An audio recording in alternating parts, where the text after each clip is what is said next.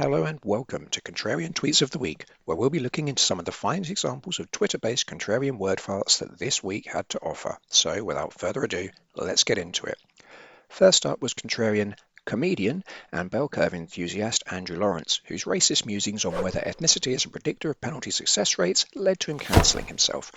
As venues for his upcoming tour pulled out of providing, venues, Andrew refused to be cowed, maintaining literal fake news on his website, which remains blissfully ignorant that the tour is no longer happening. Still, after Andrew's decision to pull his own Twitter account, some people have mused that having never heard of him before, they'd never hear of him again, and that is such naivety. From the shortly arriving article in Spiked Online to his upcoming role as an advisor to the Free Speech Union, this cancelling offers him more lucrative YouTube chats with Konstantin Kisin than you can shake a stick at. Rumour has it that talk radio presenters have also been having a huge behind-the-scenes Royal Rumble to decide who gets first dibs on interviewing this free speech martyr. Current favourite is obviously Hartley Brewer, but Iron Mike also fancies his chances.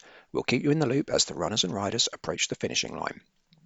It's also been a strong week for contrarian hypocrisy. First up, child tribute act to Brendan O'Neill's forehead, Darren Gimes. He's always been very keen on the police our streets, not our tweets mantra, and he's not a bandwagon jumper. To show his commitment, he's hosted a long-form interview with Toby Young on this very matter. He created another video on policing online hate speech being a complete waste of time, as well as a threat to free and for free read his speech.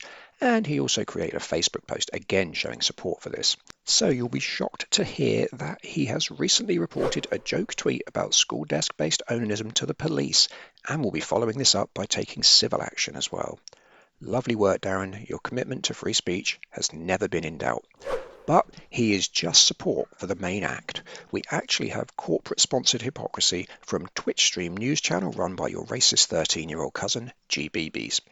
After coming out against the most popular England football team in living memory, presenter Guta Hari has been reprimanded for trying to show solidarity with England players suffering racist abuse by putting a flare up his arse and lighting it.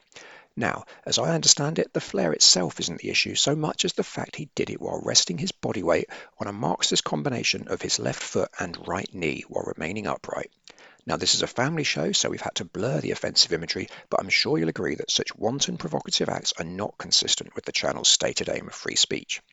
Now, in an attempt to placate the channel's dozens of remaining viewers that were threatening a boycott, they first got presenters to try to explain to them what freedom of expression actually means. However, with this charm offensive failing, some shows actually reported negative ratings as presenters such as Gloria De Piero and Liam Halligan performed blindfolded to ensure they wouldn't accidentally see a monitor and therefore count towards viewing figures. After this, the only option left was this series of tweets, a series of such complexity and nuance that it took over an hour to compose and complete. But with the anti-woke mob still demanding the literal head of Harry, it remains to be seen if it's sufficient to quell the hemorrhaging of viewers, and recent reports say that Andrew Doyle's threat to take the GBB's crew to a Channel 4-sponsored critical race theory seminar at Woketown Metropolitan New University if his demands aren't met still holds. And that was the week in Contrarian Tweets. See you on the other side of Freedom Day.